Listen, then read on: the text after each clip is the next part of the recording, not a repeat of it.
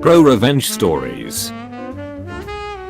He punched me over a fender bender. I destroyed his life.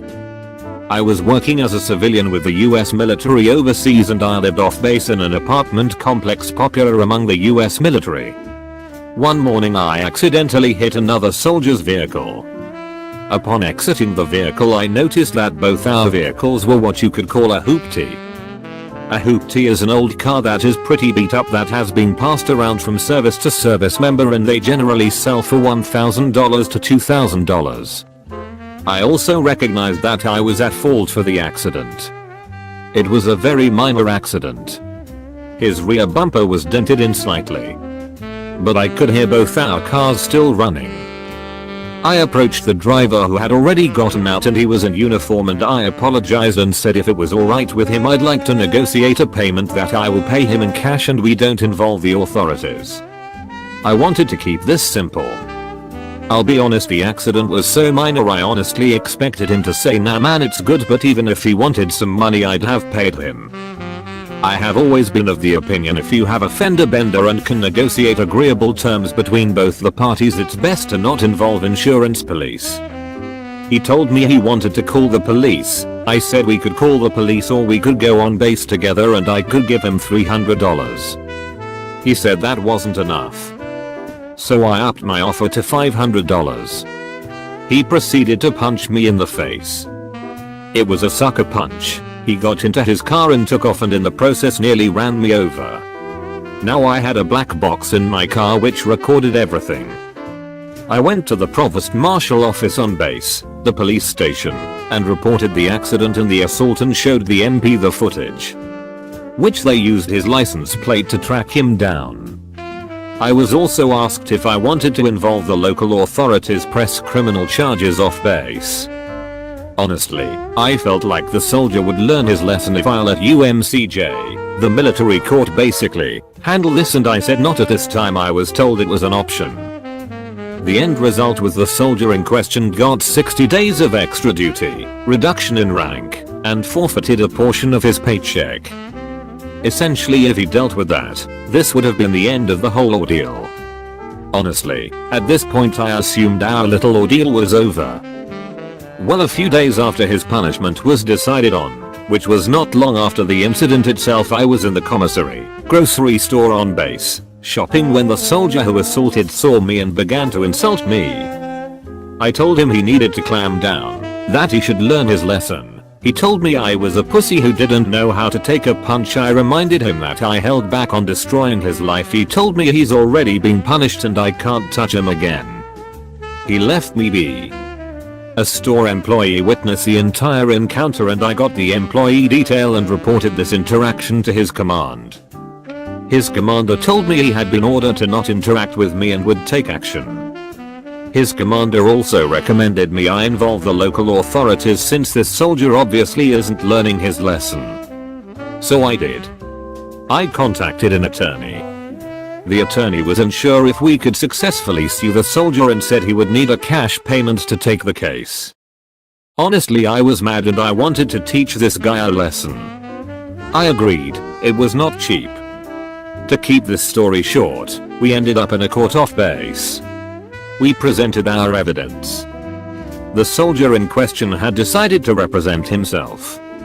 Several times in the court he had outbursts. The judge ended up granting me a judgment of approx $50,000. When the judgment was given, the soldier called the judge a son of B, and that the army would cover for him. So the judge changed his judgment to $80,000 and the judge then asked me if I also wanted to press charges against this soldier in criminal court. Honestly, it was obvious this guy wasn't going to learn a lesson. I told the judge I wanted to pursue criminal charges in addition to the judgment. My lawyer later advised me that if I ever wanted to see the money I should pursue an international hold.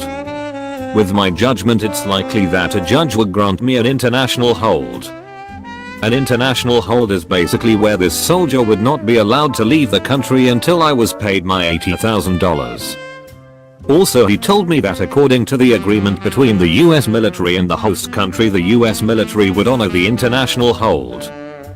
Basically, the US military would not protect him or move him out of country to avoid punishment. Honestly, by this point I had paid my lawyer thousands of dollars, and I honestly didn't feel like paying thousands of dollars and getting nothing for it. So I said yes, I want to go forward with the international hold. About a month later the international hold was granted, and the US military was informed of this. 2 months after that the criminal case was over and the soldier was sentenced to 90 days in jail. By this point the soldier had been moved onto the base into his barracks by his commander. I remember the day I was informed the MPs handed him over to the local authorities to begin his 90-day jail sentence. Did I mention he still owed me $80,000? I heard nothing for a year, and then one day I get a call from his commander. His commander wants me to make a statement in regards to the case. I go in and make the statement. During the statement I find out the US military was in the process of chaptering the soldier out of the US military. The commander also informed me that he was close to coming up with the money to pay me so he could have the international hold lifted. The commander also asked me if my lawyer would be willing to make a statement. I contacted my lawyer who also made a statement about the facts of the case. A few weeks later his ex-wife contacted me. When this all started I knew he was married. Guess his wife decided to divorce him. She informed that his ex-husband had the money and needed the details on how to pay me. I provided her the details, and a few days later I got the payment and contacted his ex-wife to inform her I had been paid. She then asked me to send a receipt so he could have the international hold lifted and returned to the States. I asked her how he got the money. She said he maxed out his credit and also had family help out. Also during this conversation, I had found out the army had chaptered him out of the military. I sent her the receipt and that was the last I ever heard from his side. TL. Doctor, I get into a fender bender with a soldier. I try to resolve things with him, he punches me. He gets UCMJ action, a civil judgment, 90 days in jail, a divorce. I actually do not know if the divorce is connected, but I imagine this case didn't help his marriage, a ton of debt, and a loss of his career. I took his $80,000 and bought myself a brand new car and used the rest of the money to put down on an investment property. Frequently asked questions. This post blow up. I turned off inbox replies cause it was too much, so I felt like answering some common questions. Am I worried about the guy getting revenge on me? No, he's back in the States, I'm still overseas. He most likely has a criminal record, which means he wouldn't even be allowed past immigration. Plus since then I've taken a new job, moved, etc. Not connected to his incident, just how things are. Plus this happened many years ago. The amount seems high? The actual amount was in a foreign currency, and I rounded up and adjusted figures, but it was very high. I did suffer from a black eye, and his behavior after the fact didn't help. Also this incident happened in an Asia country during a time period in which we had several other high-profile incidents with US service members screwing up. My incident was not high-profile at all. But that all played a role. Honestly, I expected around $15k, $20k. Also in this country, settlements for damages are based upon your ability to pay and tend to be on the higher side. I think the court also thought he was an American and could afford it. However, the amount even shocked my lawyer. Why did his commander recommend I take this to civil authorities? I got the feeling his commander was tired of this soldier. I suspect I wasn't the first incident. What country did this happen in? I don't wish to disclose that. However, several people in the comment section have guessed correctly. Actually, someone who was familiar with the incident PM'd me. So this blew up more than I intended. I will say this, it happened in Asia, in a country with a large troop presence. Why did I go so far? Honestly, that was never my intention. In fact, I decided to report to the military instead of going straight to the local authorities because I figured doing so would allow us to deal with the issue in-house and his punishment would be limited. I was right, he didn't learn his lesson. However, once I got the local authorities my lawyer involved, it turned into something I didn't expect. Also, by the time the dust had settled, I had paid my lawyer a significant sum of money, had to use up my vacation days. In total, this entire incident cost me many thousands of dollars in lawyer costs, vacation time, etc. So I did want my money back at that point. Why did he get a jail sentence for simple assault? So in this country, they do not like to give suspended sentences to foreigners. I suspect a local national would have gotten a suspended sentence. I do have a local national friend who was involved in an assault many years ago and he got 90 days suspended sentence. However, my guess is the judge gave him jail time instead of suspended sentence because he was a foreigner. However, I was not involved very much in the criminal case. Questions about his ex-wife. Truth be told, I don't know much about this. I do not know if she was his ex-wife because of this or not. I also never saw his ex-wife in person. The only involvement I had with her at the very end. Don't stick to our agreement. You shouldn't have been stepping out. Okay, so I tried to post this on our ProRevenge, but it immediately and inexplicably got deleted. I guess it was a bit too much to be petty. So I'm posting it here instead. Here we go. Strap in for a long one, kids. This is a story from long ago in a galaxy far away. And by that I mean it happened 3 years ago at a pizza place I used to work. I was a delivery driver for 6 years at various pizza places, picking up and moving on to greener pastures whenever it suited me. Granted, that only happened a couple times because I am unfortunately a very loyal employee. To be honest, I should have done that before this whole thing ever even happened. The store I was at was part of a nationwide franchise, and the waters had gotten choppy. All of the managers quit at once and they just couldn't seem to get one to stick around. It got so bad that the area manager had to come in as acting GM and brought a manager from another store with him. These two are the main characters of this story. Well, besides me, obviously. For the purpose of this story, we'll call them Jeff and Kate, and I'll just be me. Jeff was 45 and had been with the company for a long time before I started, worked himself up from the position of driver all the way to being the one to oversee about 20 stores. He was actually married to another area manager. I got along okay with Jeff for the most part. On the other hand, Kate and I got on like a house on fire, both being ladies of a similar age. She often confided things in me that she would soon bite her in the ass, figuratively. I considered myself a decent employee as far as pizza slingers go, came to work on time, did all of the dishes, got along with everyone, and had the best delivery times.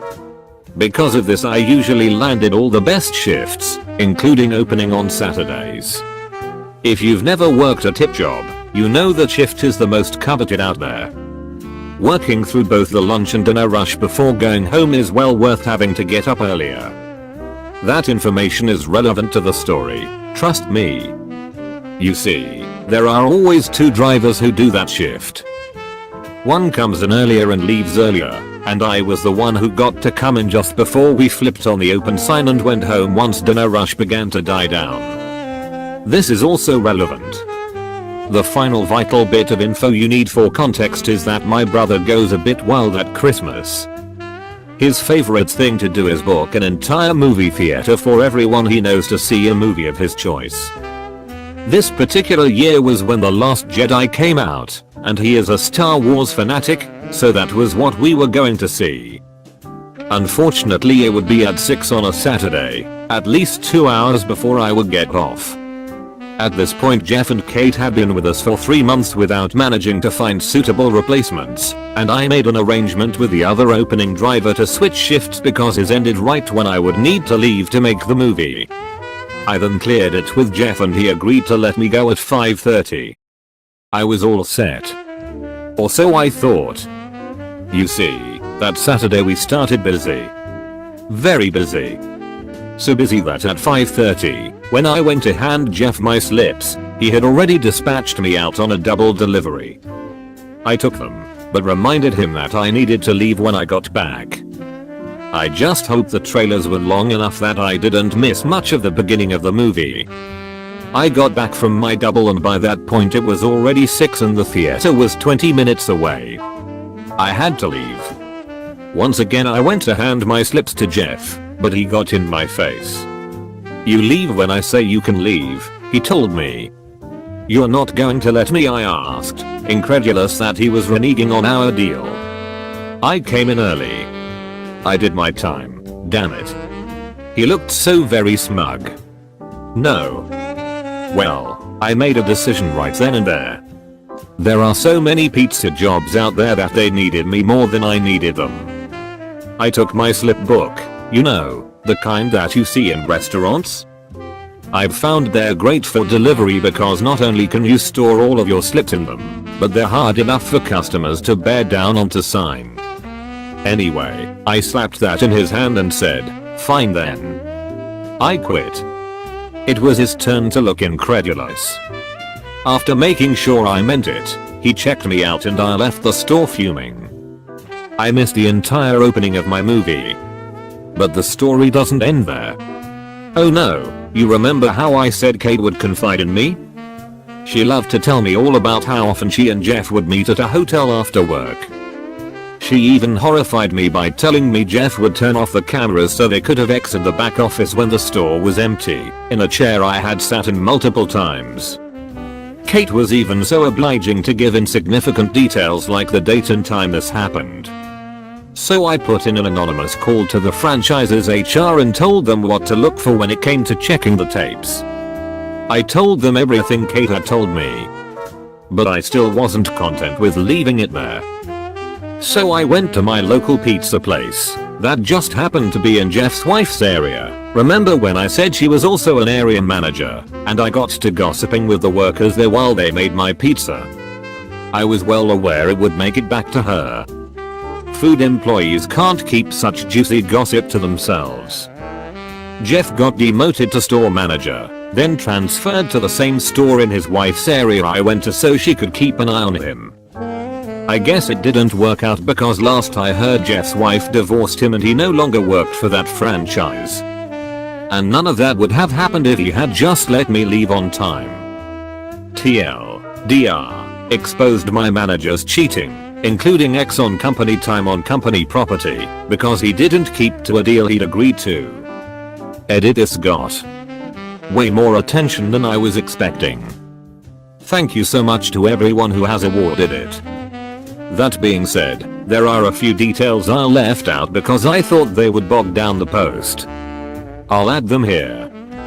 Jeff had let the other morning driver, the one whose shift I took, go before me, despite claiming we were too busy for me to go too.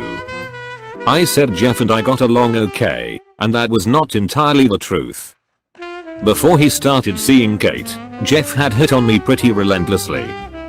I turned him down, of course. I am of the firm belief you should not dip your pen in company ink, and he did not handle the rejection well. He would often do petty things to get back at me, but it wasn't until this situation that it really got on my nerves. He was the kind of person who acted friendly to your face and did shitty things behind your back. Exemplified best by cheating on his wife. His wife had been out of town for a few months, training area managers out of state. Which is probably why he got away with the affair for even that long. He would have been caught eventually anyway. His and Kate's relationship was pretty open in our store because neither of them seemed to grasp the concept of discretion. I just happened to be the one who blew the whistle. Finally, 5. Jeff had a grudge against my brother because he sued the same company for having to work and paid overtime. This was his attempt at fricking us both over at once. Thank you for watching. Don't forget to like, subscribe and leave a comment.